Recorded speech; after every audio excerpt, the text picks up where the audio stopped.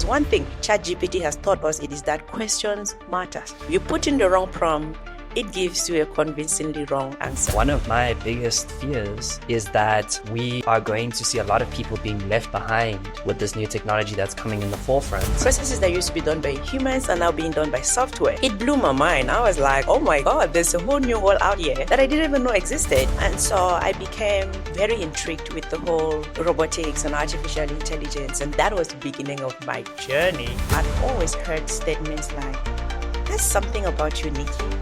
And it never really quite clicked until when I lost my job. We've got Nicky, the Digital Futurist, an international keynote speaker and author of Disrupt Yourself or Be Disrupted. So for me, it was a journey of survival. She is a leading voice in digital transformation, AI, and the future of work. I just had to find a way to survive. It's like being thrown in the water or in the sea with no life jacket. It's either you swim or you die. Hey, so slightly different intro today. I'm on the go, but I just wanted to say thank you so much. We reached 500 subscribers. It might seem like a small number to many of you guys, but to us it is huge. And the reason why is because through your support, we've been able to grow so much as a team. We've been able to offer opportunities to members of the community, and we've just learned and grown so much together as a community. So if you're new here, I just wanted to say thank you so much for being a part of our journey. Thank you for all the likes, the shares, the comments that you leave down below, for joining the WhatsApp group.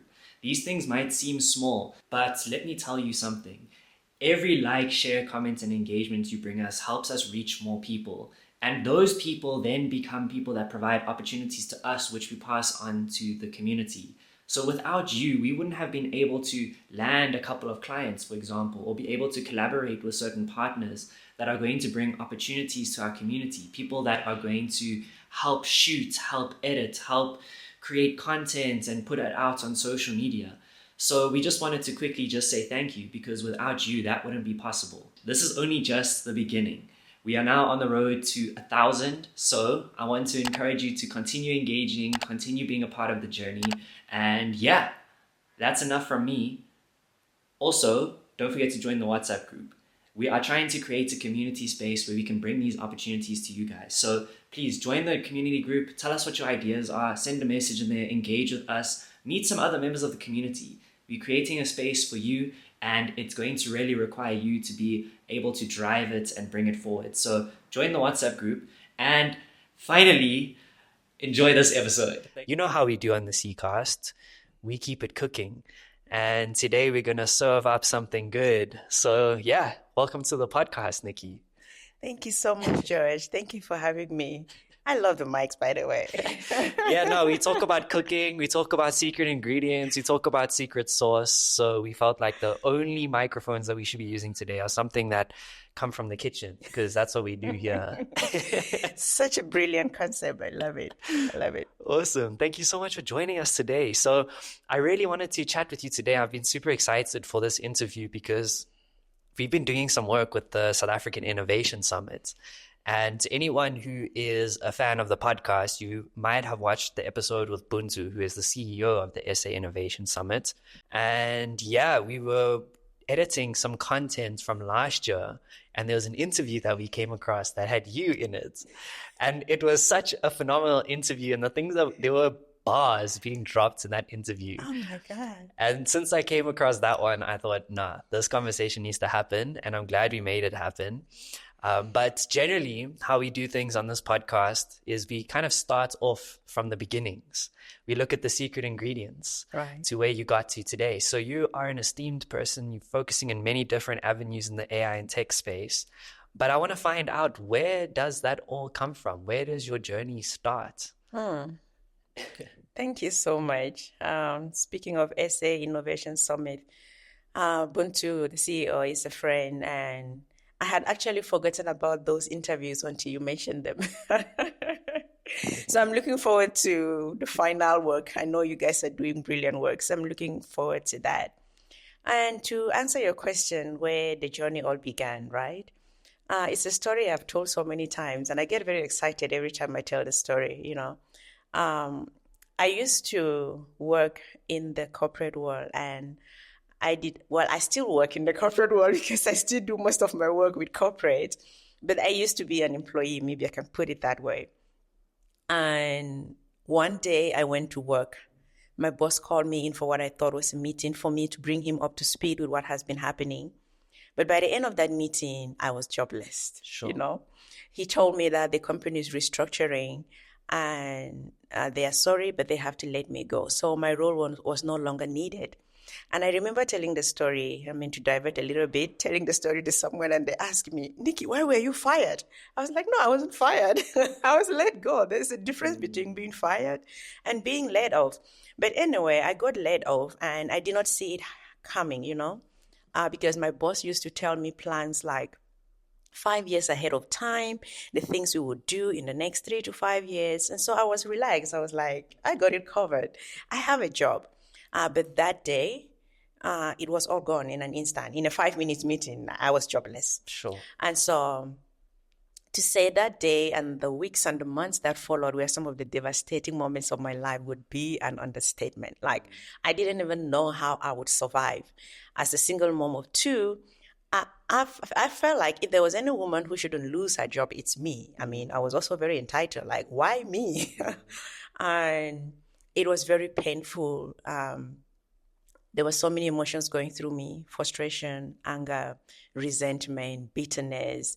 You can name it. I had all of those emotions going through me on a daily, like anxiety was the order of the day. And as time went on, my pain and frustration became some sort of curiosity where I was hearing a lot of news about retrenchment on TV, on radio. When it's like when you buy a particular mark of car, you start seeing that car everywhere. Now, because I've been retrenched, the news about retrenchment will get my attention much more than anything else. So I became very curious about that. Like, how do organizations continue to thrive when they let go so many people?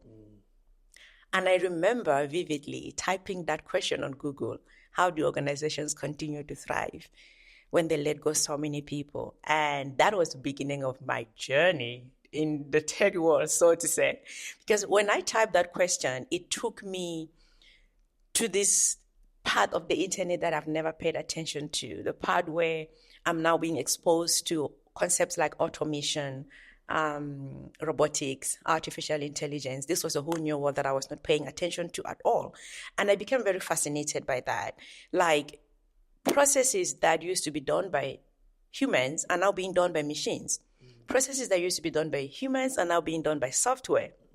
It blew my mind. I was like, oh my God, there's a whole new world out here that I didn't even know existed. And I don't have a tech background. So this is all fascinating to me. And at the same time, I'm looking for something to take my mind off the fact that I've just been laid off and I'm dealing with all of this frustration and pain. And so I became very intrigued with the whole discovery of robotics and artificial intelligence and how machines are taking over jobs that used to be done by humans. One of the things that made me very curious about it, I think I really wanted to know how my boss was coping without me. I was like, I need to know how this man is coping without me, right? And initially for me, it was more like satisfying my curiosity.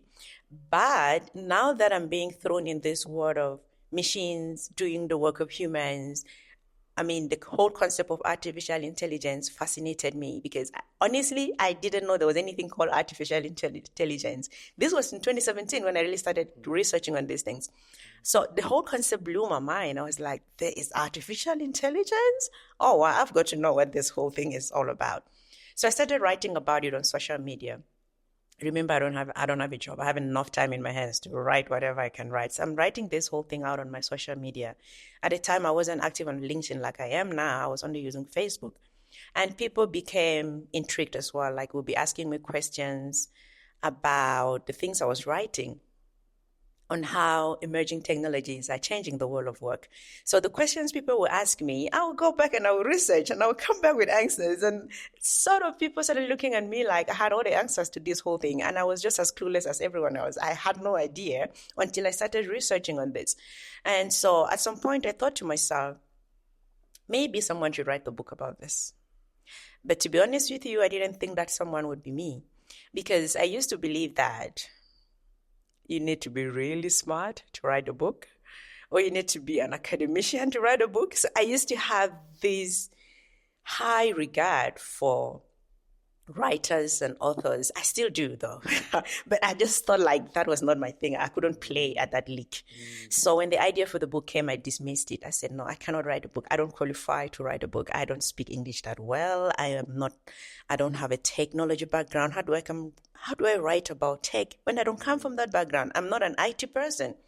Up to the point of me being retrenched and now researching about these things, the only technology I knew was to sit on my laptop, do emails, the usual stuff, or answer phone calls. I knew nothing beyond that in terms of technology. And now I'm online and I'm seeing these whole things about softwares and artificial intelligence, automation, emerging technologies that are impacting the world of work and society at large in a big way. So I'm thinking, no, there's no way I can write about this. This is not my thing. I don't qualify. But when an idea has taken hold of you, if you don't give in to that idea, you sort of become miserable. The idea to write the book will not leave me. So at some point, I've told this story so many times. I'm sure for people who know me, they've listened to this so many times. Even my TED Talk is really about this story. So at some point, I was like, yes, I'm going to write the book. And I thought to myself, what better title than Disrupt Yourself or Be Disrupted? Because I was here minding my business. I had plans ahead. My boss used to tell me plans ahead, and I was relaxed. And he disrupted my life beyond what he could even imagine. He had no idea how much that impacted me. But nonetheless, I thought, let me, through sharing my story, let me bring these conversations in form of writing a book and saying, you need to ask yourself disruptive questions. You need to ask yourself uncomfortable questions. Can I be replaced by software? Can I be replaced by a machine? Am I still relevant for the world in which you are living today? If you are a student, ask yourself the degree or whatever you're studying in school, by the time I graduate, will it still be relevant for the marketplace? These are questions I wanted people to ask, because when you ask yourself these questions, it will push you to disrupt yourself. You have to do something differently at the end of the day when you ask yourself these questions. But if you relax and you're maintaining the status quo and you think you're safe from the disruption that is happening, someone else is going to disrupt your life, because there's no neutral ground. Hence, the title of the book is Disrupt Yourself or Be Disrupted. You cannot just be in the middle. You are either leading the disruption or someone is going to be disrupting your life, either your life as a professional or your life as a business owner. Either way, there's no neutral ground. I think that's such a long answer to the question of how this came all about. Thank you for diving into that. You've touched on some things that have really sparked things in my mind that I would love to find out more about. The first one that I want to ask you about is, where does that curiosity come from? Because if we go look in the context of Africa, one of my biggest fears is that we are going to see a lot of people being left behind with this new technology that's coming in the forefront. And in order for us to not be left behind, people need to be curious to find out about this technology, to find out what are the risks involved, and also where are things headed in the future. So I always get fascinated by this idea of curiosity, and how majority of the people that we speak on this podcast, one of the common traits that we see is curiosity. So I always ask, where does that curiosity come from? Because everyone has a different story as to how that came about, and I'd love to hear what yours is. Absolutely. Naturally, I'm a very curious person. I always look for the truth in between the lines. I want to see, what is the meaning behind words? What is the meaning behind that smile? What is the meaning? Like, I am a very curious person naturally.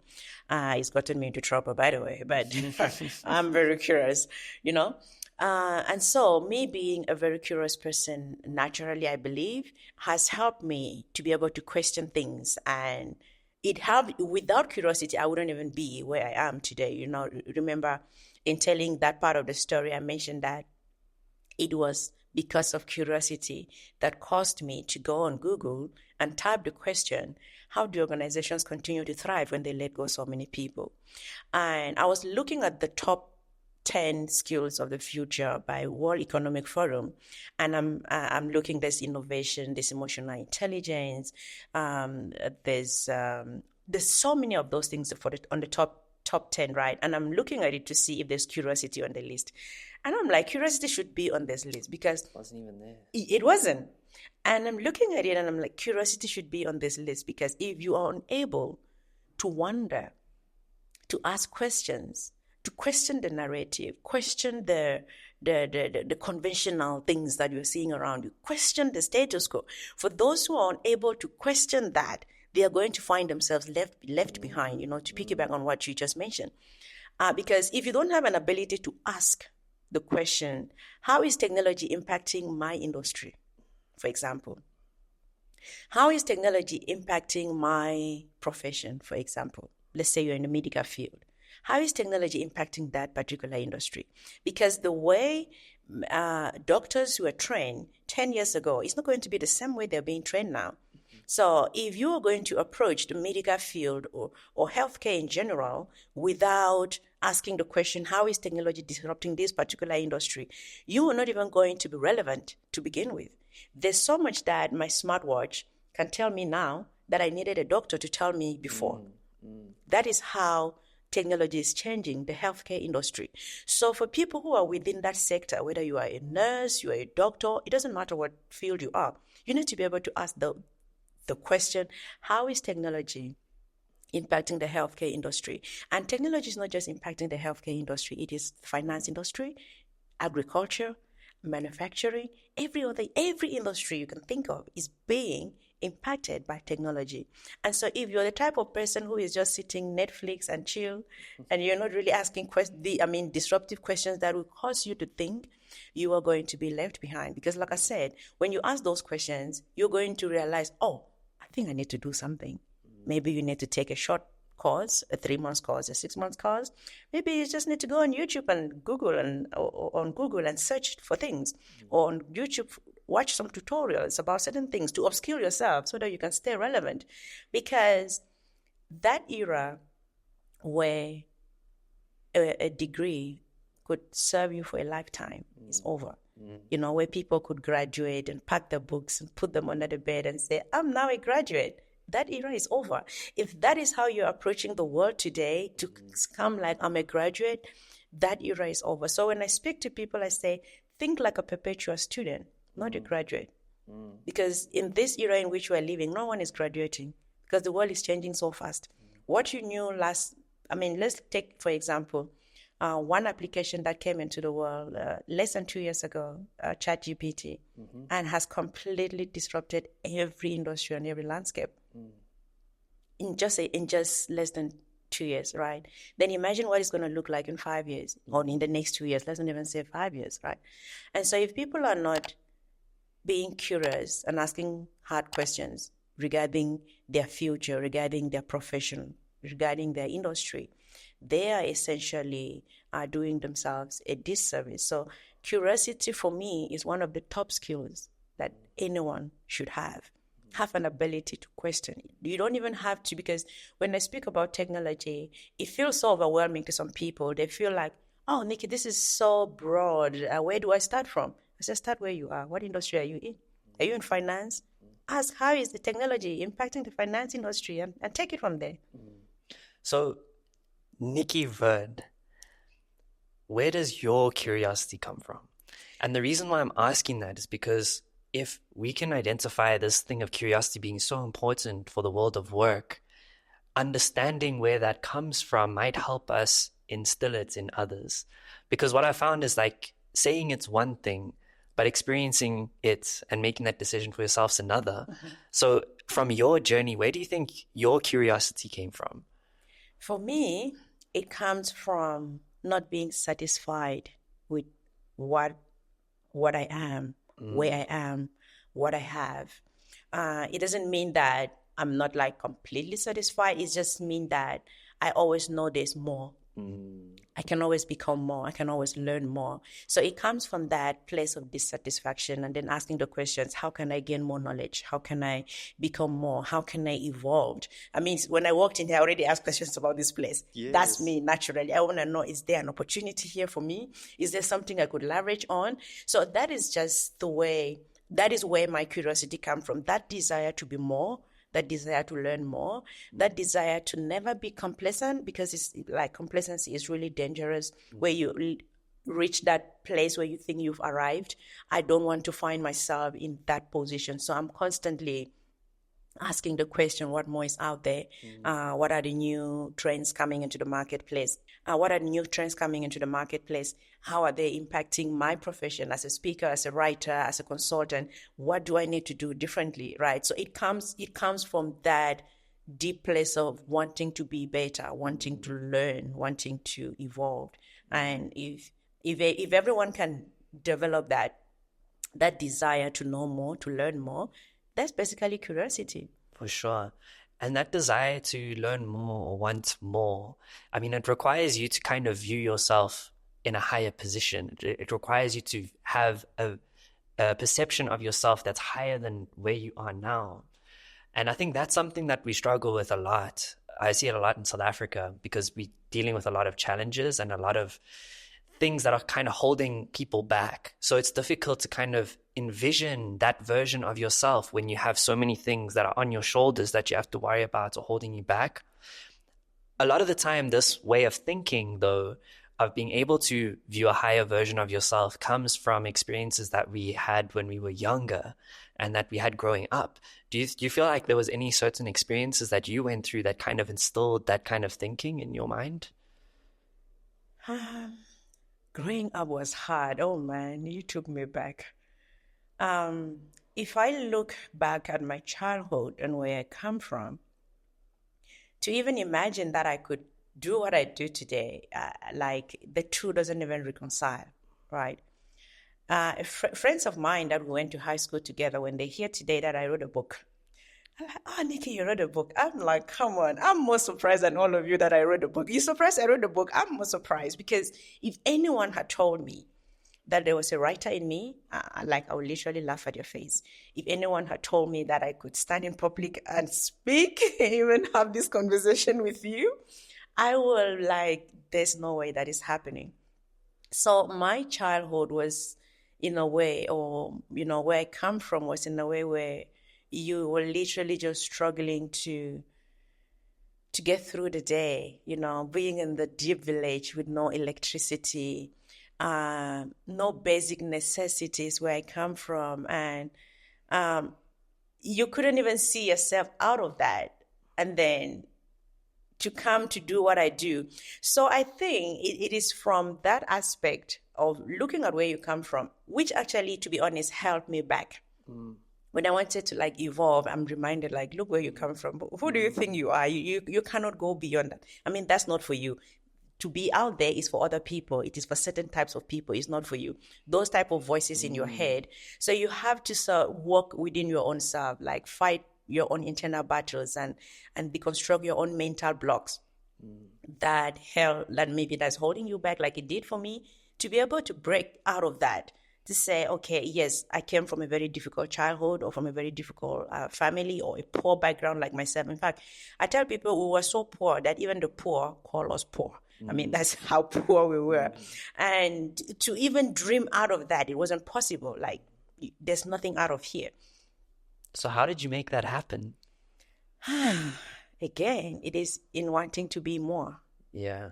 Desiring more. Like, there has to be more out there. There's more to this life than what I'm currently experiencing. Do you feel like, was there something that you saw?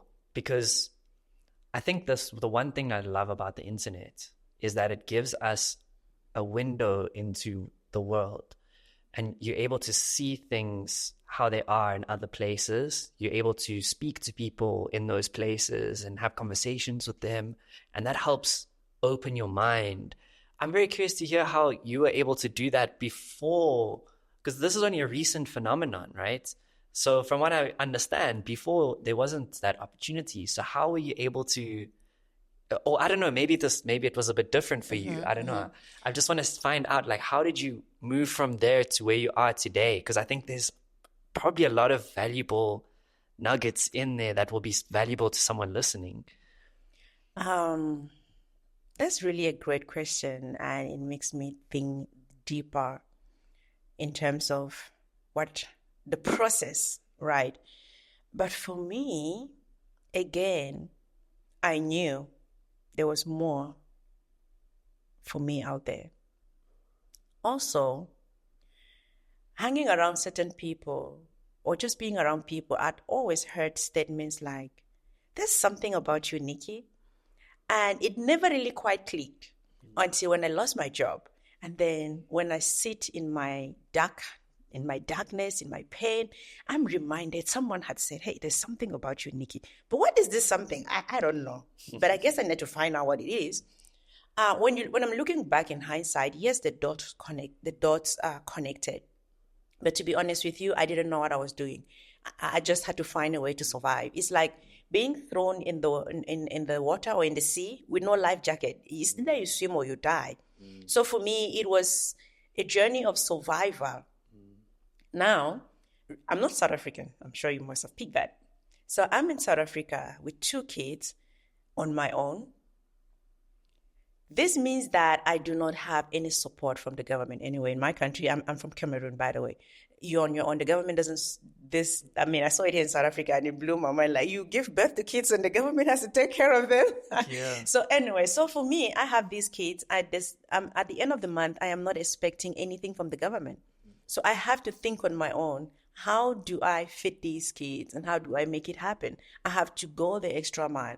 So that became my motivation, knowing that I had nothing to fall back on. I don't have any grants to fall back on. And I know so many people complaining 350 is too small. Yes, it is, but it actually keeps some people in that place of comfort. I didn't have that, so I could not stay in that place of comfort. I had to stick my head out there. If I die, I die, but I need to find out what else is out there. And so for me, even when I started, I would literally have to go begging for opportunities where I could be in front of an audience to talk to people like, for free. I'm coming to your event and I'm begging you to be on your stage for free. I didn't even ask for payment because I know the more I put myself out there, the more people are going to discover who Nicky is.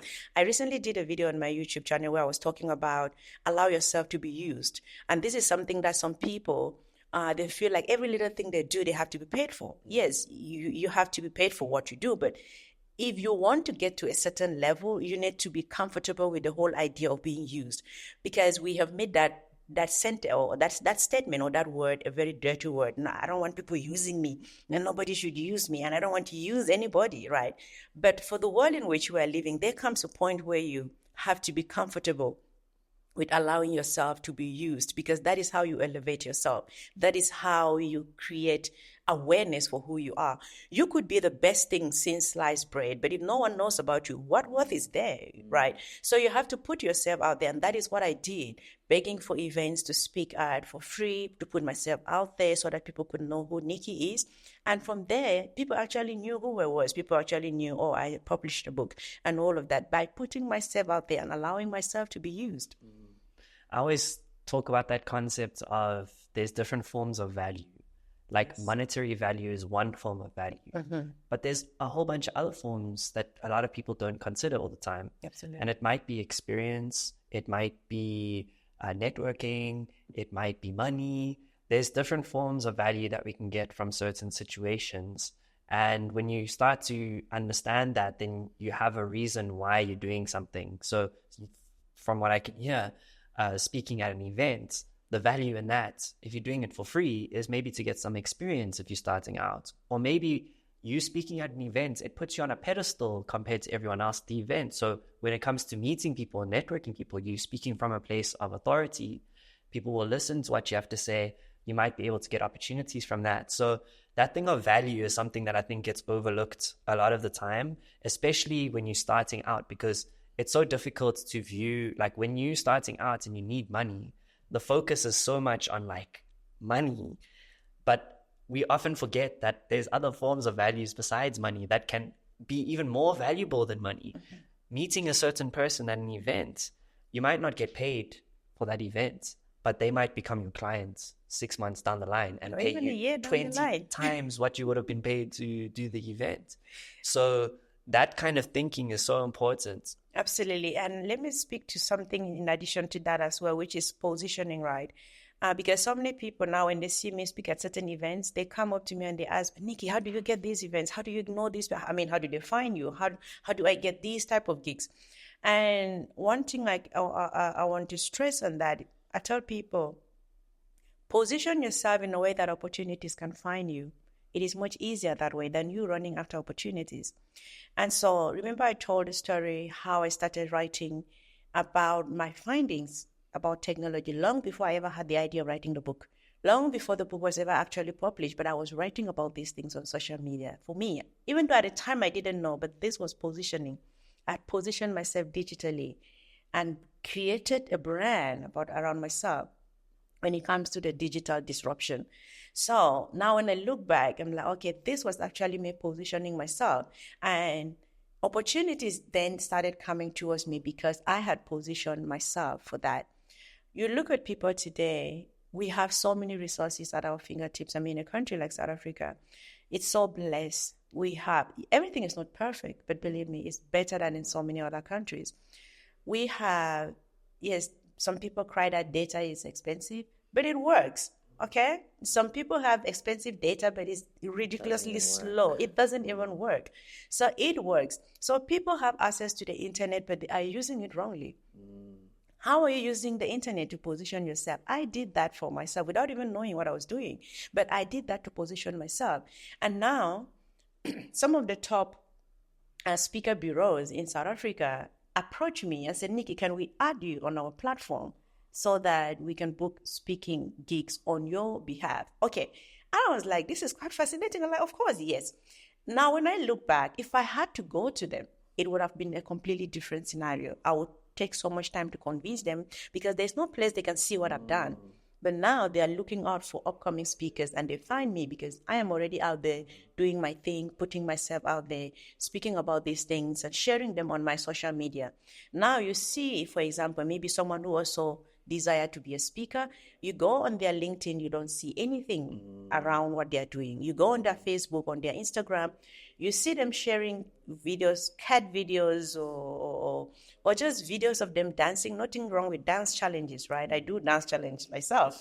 But you have to ask yourself, are you digitally positioning yourself in a way that opportunities can find you? Because you could be a better speaker than me. You could be a better writer than me. You could be a better whatever. You could be way better than me. But if I can command attention, I will get more opportunities than you. Attention-driven economy. Absolutely. And that's where many people are missing it out. They are not really utilizing or leveraging the power of social media or the internet in general.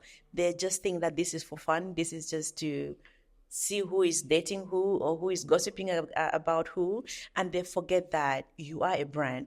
When people hear of branding, they think it has to just do with big influencers, it has to do with big business brands. No, each and every one of us, you are a brand. What type of digital DNA are you living out there? When someone goes searching, when an opportunity finally shows up, someone is going to go searching. Even today, no one goes on a date without Googling their potential date. I mean, that is how much we want to know who this person is in the digital space, right? So if you are not positioning yourself in a way that when people search who you are, they're actually impressed. Or they can even find you. Yeah. Some are completely invisible. Yeah. And they think it's a good thing. They said, you know what? I don't use social media. They say it with so much pride that it is something to be proud of. No. The more you are invisible, the more of a suspect you are. Oh, what is he hiding? What is she hiding? Hey, hold on. I just need to remind you very quickly to like, share, and subscribe, and leave a comment down below about what you think about this episode. We need to be able to tell the algorithm on YouTube that we are creating content that is valuable. So please engage with this content, whether you're listening to it on YouTube or on Spotify or whatever platform, please engage. It just helps us reach more people, brings more people into the community, which means more access to knowledge and opportunities for you, a member of the community. So please don't forget to engage on this video or this audio podcast and leave a like, comment, or subscribe and give it a share. Thank you so much. We'll hop back into the episode. And it's all about information. It is. Information is a very powerful tool that can be used for either good, for bad, or for nothing. And if you're on TikTok consuming content every day of cats running up trees, there's no purpose behind that. No. So I think more and more what's becoming important is purpose behind what you're doing. Because when you tie in the purpose with the tool, that's when you get impact. So, for example, if you have a hammer can be a really great tool to build an amazing piece of furniture that can be valuable to you, your children, your children's children's children's children, if you decide to use it for that. Or you could use it to hit someone over the head and hurt them in a violent way. Absolutely. Or you could put it on a table and it just sits there and does nothing. And I think because the internet is such a new, and technology is such a new thing that in this form is such a new thing that we're starting to see, a lot of people have left the hammer on the table and not using it. Yet in the same breath, they'll go on social media and say, there's no opportunities, I can't do this, can't do that. That's why it's important that we have these discussions to show people that we might be on this platform now, but we're just another person, just like you are listening to this. We're all just people at the end of the day. Absolutely. And within each of us, there's so much potential to achieve something, but you need to be able to envision that version of yourself to know where you are going. And in order to do that, you need to have some sense of purpose. So my question to you, Nicky, is what is your purpose? I love that question. Can I speak on the hammer analogy before Oh, I yeah. respond to the question? For sure. Excuse me. So you mentioned something around the analogy with the hammer. It's a beautiful analogy, being a tool. All right. You can use that tool, which in your case is the hammer, to hit someone, or you can use that tool to actually nail and build something with it. Now, let's replace that, or let's speak about that in terms of artificial intelligence. Some people are not seeing it as a tool. They're just seeing it as a hammer you take and you hit people on the head, and people are losing their jobs. So they're not seeing the opportunity in that. And so that's why so many people, when they hear AI, the only thing they're hearing is, I'm going to lose my job. I'm going to lose my job. Oh my God, we're going to lose our jobs. But if you start looking at it as a tool, you're going to realize, oh, what skills do I need to be able to stay relevant in an AI-powered economy, right? And it is critical how people think about AI. For you to embrace it as a tool, it is critical for you to reset your thinking around it. If you only see it as a hammer that someone can take it and hit someone in the head and they lose their job, you're going to miss out on the opportunities. But if you look at it as a tool that can help you 10x your productivity, it can make you more efficient, it can make you more productive and all of that. If you look at it in that respect, then you are going to embrace it and realize, oh, I think for me to be a relevant person in this age and time, I need to collaborate with artificial intelligence. You know, I tell people, artificial intelligence doesn't just command our attention. It requires our active participation, because this is a tool that actually needs to work together with humans. Yes, there is the fear of artificial intelligence taking over our jobs, making people lose their job, but that is one side of the story. And the side of the story that is very scary, yes, I understand that, being someone who has lost my job before, but there is more to that. There's more to AI than just stealing jobs, you know. So if people can start asking the questions of, how can I partner with AI? How can I use it in my daily activities? How can I use it to become more efficient in my work? Because those that are worrying about AI replacing them or stealing their jobs, on one hand, they have a valid fear. On the other hand, they are missing out, because the real competition they should be looking at is their colleague who is learning how to use AI. So the person who is learning how to use AI is going to replace the person who is not learning how to use AI, because the person learning how to use AI is going to become 10 times more productive, 10 times more efficient, 10 times more relevant than the person who is folding their hands and just responding in fear. Oh, AI is going to steal my job. AI is going to steal my job. And before you know it, your colleague is stealing your job. Because why? Your colleague can use AI. But people are not looking at it from that perspective.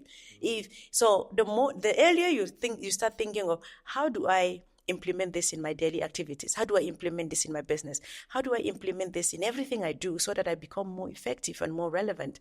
Then you realize this is a tool that we need instead of fighting it.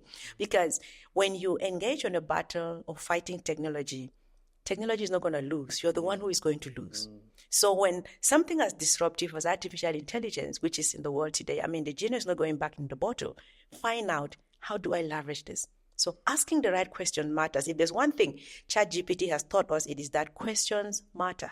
If you put in the wrong prompt, it gives you a convincingly wrong answer. And you sit there thinking, okay, I guess, but you know you are wrong. So when you ask the right questions about AI, it's going to help you look at what tools can I implement, what tools do I need to learn, or just how do I learn prompting, which is essentially the language that AI understands, so that I can communicate effectively with these AI systems, right? So the question you asked earlier was, what is my purpose? I love that question. I would say my purpose is to empower people to embrace technology. My purpose is to bridge the gap between people and technology, because on one hand, technology is disrupting the marketplace. On the other hand, people are standing over there looking at it like, oh, I don't think that concerns me. I'm not in IT. I'm not a tech guru. I'm not an AI guru, so that doesn't concern me. And my purpose is standing right here in the middle and calling them out like, hey, we need to meet somewhere here. Because this technology, that era where technology was for IT guys, that era is over. If you have a smartphone in this age and time, you are a tech person. But there are people that are still using this phrase, I'm not a tech person. No, you are. I think there's been kind of like a misconception with that word technology, because when we think technology, we think of devices, laptops, smartphones, but a wheel is technology. Being able to bake bread, fire, is a technology. So when you start to view it from that lens, you start to realize, no, technology is not about digital. Technology is about more than that. And that applies to all sectors of whatever it is that we're doing. Right now, it's in the digital space. It's ones and zeros, right? But beyond tomorrow, it might be something different. Yesterday, it was something different, but it applies in all of our spaces. Having said what you've said now, just coming back to the hammer analogy and AI and the fear of losing jobs, I think there's a broader conversation to have there, and it centers more around culture.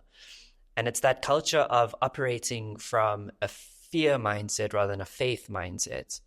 And I want us to tap into that a little bit more, because that thing of, operating from this fear mindset, I think is something that holds us back a lot as a continent.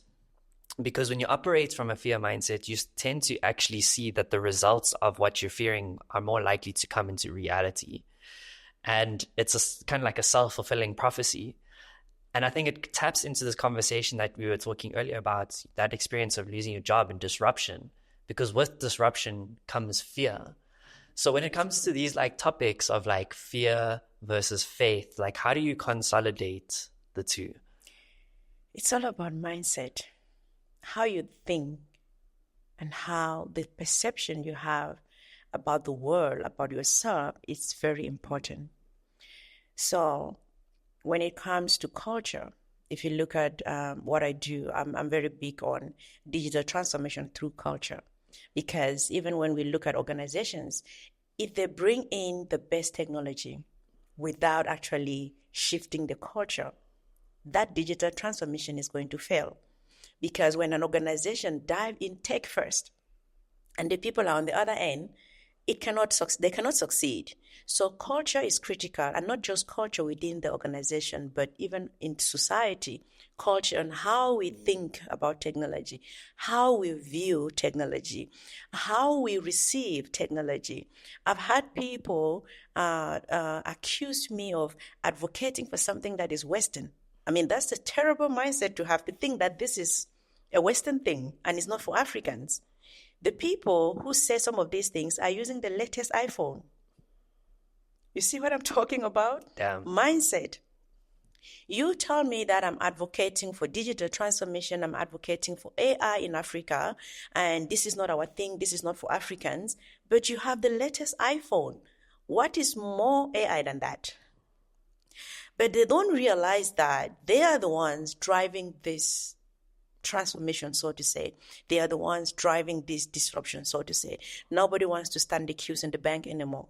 We want to sit on our laptops and get our financial transactions done. from the comfort of our home. We want to tap a button and a taxi is out. Like this morning, I came in an Uber. I don't have to go standing somewhere in a queue to get a taxi, right? That level of convenience, everyone wants it. We want to sit at home and shop groceries and 60/60, I mean, it delivers to us. That's the level of comfort we want. But the consequences of that comfort is what we don't want. When you're doing your banking transactions from the comfort of your home on your smartphone or on your computer, there is a teller in the bank that is losing their jobs. We are not looking at it from that angle. We just know that we want our comfort. But when the consequences start staring at us in the face, we're like, no, this is Western. We don't want the consequences. We want the technology. Actually, they want the technology. They want the comfort. They want the progress, right? But they don't want the consequences that comes with it.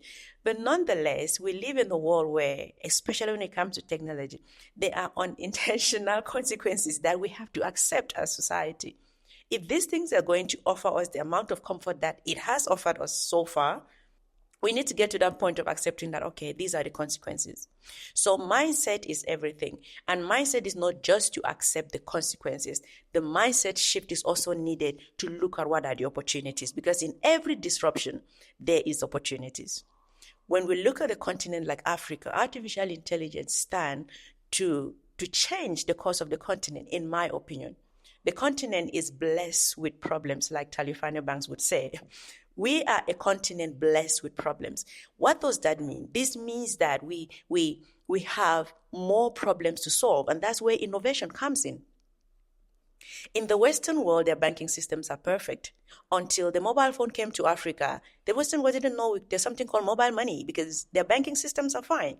So when we look at how much innovation came from the mobile phone alone in the continent, then we can start asking ourselves, what much more can we do with artificial intelligence? Because we don't have the problems of legacy technologies to get rid of, like many advanced countries are, meaning we have a clean slate to start from. So this is an opportunity for young people to start looking, what are the problems in the continent that I can use artificial intelligence to solve?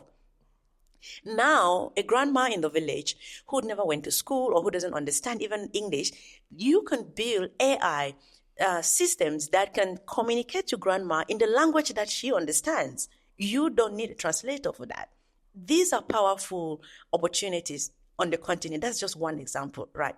So that instead of looking at it from a fear perspective, we look at it from an opportunity perspective. But this is going to need a culture change. It's going to need conversations like this to change the mindset. Someone is going to listen to this, I pray so, out there and be like, oh, I think it's time for me to start thinking about this from what are the opportunities? What can I use this technology to solve within my community? Or maybe don't even think largely as your community, within your own life. How can you use this to better your own life? And then because you must start by solving your own problems. You solve your problems, then you can solve the problems of your immediate community. Mm-hmm. Then maybe you can solve the problems of your city. Then maybe you can solve the problems of your country. And then maybe you can start looking continental or global, right?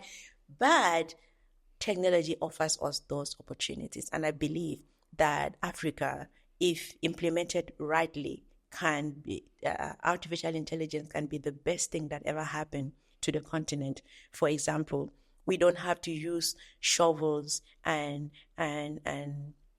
all of these old technologies to construct our roads. We can use 3D printing that does things fast, cheaper, efficiently, and all of that. That's technology that is coming. Those are emerging technologies that are coming. When it comes to manufacturing, we don't have to use the olden ways. We can use artificial intelligence to manufacture things better, which if there's one industry that the continent needs, is in manufacturing, right? How do we implement artificial intelligence to make it better for us as a continent? Knowing that we don't have any legacy technology to even get rid of. So for me, I look at more on the opportunity side than just being afraid and hiding under the bed and complaining every day. When you're complaining, then what? We have to look at it from the opportunity side. You are preaching. You are preaching. Like, I need to watch this back again just to take that all in again, because you said a lot of impactful things there, and I completely agree with everything that you said.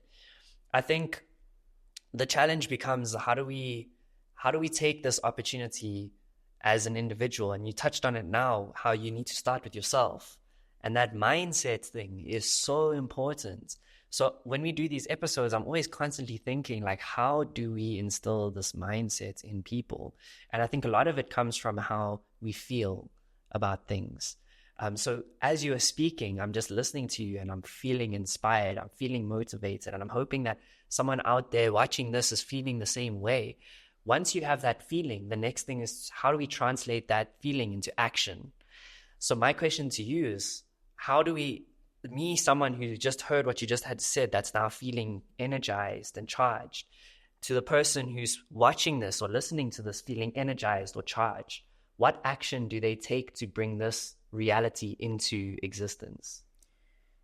I tell people, Google is a university that people like me graduated from, right? Because when I tell people I don't have a degree, someone asks me, "You're just being humble, right?" I'm like, no, I'm not being humble. I'm being honest. Google changed my life. The fact that there's so much information at our fingertips is a blessing. For free. For free. Come on now, George, for free. Yeah. That is when you feel everything you're feeling, go on Google, how can I? Start with the question, how can I? That, depending on what your situation is. How can I? It will lead you to something. There's a quote, I can't remember exactly who quoted it, but it says, you never stumble on something while sitting down. You can only stumble on something while on the move. So the moment you listen to us or you're listening to this conversation and something is rising inside of you, go on Google, go on YouTube, type a question out there. It's going to lead you to something. Every problem, I believe, you're facing or I'm facing, someone has solved it out there, and they have given the blueprint to the solution out there. Someone has spoken about that thing you're struggling with out there. Someone has overcome that particular thing you're struggling with out there, and you need to go find that person and listen to them. Now, when I got divorced, I'm divorced, by the way. That's how I ended up with 2 kids on my own. Long story, we're not going there. But when I got divorced, I went on the internet and I typed the question, women who have survived divorce. I wanted to know that this was not the end of the world for me. I wanted to know that there is still value out there for me. And I typed that question, searching, because I've seen so many people destroyed, or so many women just lost it completely. Like, okay, my marriage ended, so life is over. I did not want to be that person. I wanted to look at the women that life happened, the marriage didn't work out, but they still made something of themselves. And I went on Google and I typed this question. And one lady came up, Sarah Jakes, the daughter of T.D. Jakes. Up to that point, I didn't know T.D. Jakes. I used to listen to him. He's a preacher. I'm not sure if you're a Christian. Mm-hmm. I used to listen to T.D. Jakes, but I never knew T.D. Jakes had a daughter. I never knew the daughter was married. I never knew the daughter got divorced. But because I'm looking for someone that can give me some hope about being divorced and creating a new version of yourself, this woman came up. I started listening to her. I started listening to the things she would share, how she rose back up, how she dealt with the pain. I mean, at that time, I don't listen to her as much as I used to now, but she literally gave me the hope I needed. So when I'm saying go out there, the problem you are struggling with, someone had overcome it and they have shared the blueprint, because it's something I did. I went online and I looked. There are a couple of other women that I read their stories, but the one that stuck out for me was Sarah Jakes, because I was like, oh my God. One, she's the daughter of a preacher. She went through all of these things, divorce. I mean, the shame must have been unbearable. How did she overcome this? So I started listening to her, and it gave me so much hope. I was like, there's still something that I can achieve in this life if I'm listening to this woman. So when I tell people the problem you think is the end of the world, it's just a Google search away. You'll find the solution to that. The problem you think is going to end your life, you're just a Google search away from finding the answers to that. When I got retrenched, I went on Google and I found the answers to which led me down the path in which I am today. When I got divorced, I went on Google and I found the solution to the pain and the hopelessness I was feeling. I was like, no, I'm not hopeless. There's still a future for me out there. There's still something I can do to add value into the world. And by finding these women that went through divorce and they did not crumble, they did not abandon their purpose, it gave me hope. And it created this new version of me that I have. It wasn't by just sitting and crying. Yes, there's time for that, okay? You cry, but you go look for the solution. You cry, after crying, you go look for the solution. That is what I did. And the fact that someone can have Google, have access to Google, and they sit and cry, I don't know. It really beats my imagination. You are one Google search away from the solution that you think you have no answers to. Stay curious, seek, and you will find. Absolutely. That's beautiful. And, you know, even when it comes to Google, we now have one level above that. We have AI. So the challenge with Google is it's limited to your context. Whereas with AI, you can specify it to the exact context of your situation. And it won't take one source, it will take many sources and combine it into an answer specific to you. That's never been achieved possible before until now. So that's just going to amplify the power of it even further. But it requires us to take the action. And I'm glad that we touched on that. And I hope that this message today, whatever you're feeling, whatever seed has been planted, take action to aspire to be something better, because there is something better out there for you. You can only find that if you look for it. And to speak on that, on finding things, one of the things that I simplify this way, and this applies to women as well as men. But let me start with women. When we look at women today, many of us, we get our fashion sense from Instagram. We go on we know how to look for when it comes to fashion. We know what to look for and where to go, right? We Google it. We get the latest hairstyle. We get the latest fashion, what is trending. I heard my son mentioning something, Y2K. I'm like, what is that? Where did they get this information about new fashion? From the internet. But the thing is that when it comes to actually looking for information that will elevate you and bring real change to your life, many of us seem to wait on the government to come and solve those problems for us. But no one is waiting on the government to come and Google the latest fashion for them. No one is doing that. When it comes to guys and the latest trend in workout, how do you build that six-pack? How do you do all of that? We know where to go and get the information. We know where to go and get the latest trends when it comes to fitness and all of those things. Cars, tell me about it. Men are into cars. We know where to go get them. We have these specific people on YouTube that we follow. You want to get the latest cars. What is trending? What is new in the market? We know these specific people to go to.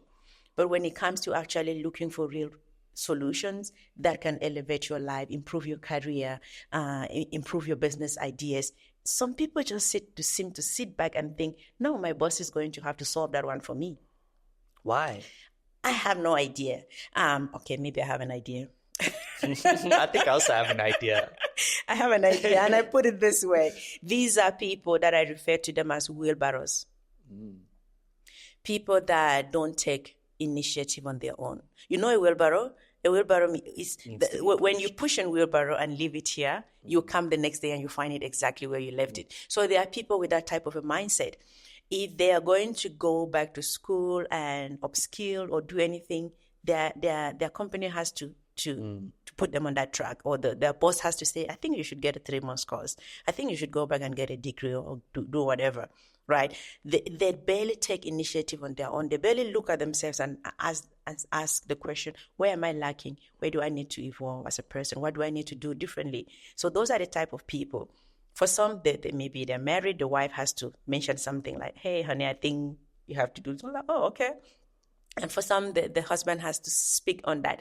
They don't take initiative. For some, the parent has to be like, hey, my son, I think this needs to change.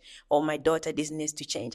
But until you start taking responsibility for your own life, there are certain things that you will never really discover and about yourself.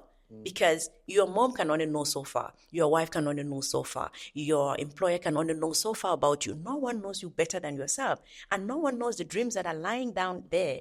No one knows the a sleeping giant lying in there than you. So until you start taking initiative by yourself, you're never really going to evolve as a person, because your mom can discover something about you and push you up to here, and then you stay there waiting for the next discovery to come and push you. Your boss can discover something about you and they push you up to here. And that's why at some point people get that, companies are like, we're tired of pushing this person. It's time for them to go. So take initiative. People who take initiative are the ones who find the answers. People who ask questions are the ones who find the answers. And I tell people, think in questions. Don't just think in, oh, why me? Why me? No, that's not the type of question you should be asking. Ask real questions that will force you to seek answers. For sure. Yeah, no, and I think at the end of the day, it all comes down to what you want. If you want freedom, if you want, like, whatever it is you want, you have to go and get that. And if you're able to get it, share it.